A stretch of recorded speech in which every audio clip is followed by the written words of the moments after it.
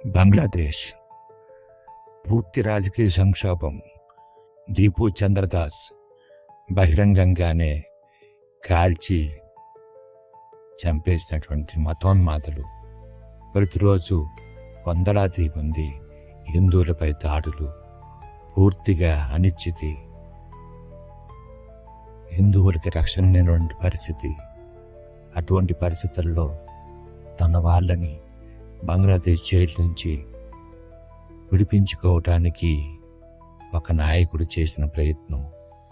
ఎందుకంటే ప్రభుత్వాలే చేతెత్తేసినటువంటి పరిస్థితి. అప్పుడు ఆ బాధిత కుటుంబాలకి మాటిచ్చి ఇచ్చిన మాట నిలబెట్టుకోవటం కోసం ఒక్కడిగా చేసిన ప్రయాణం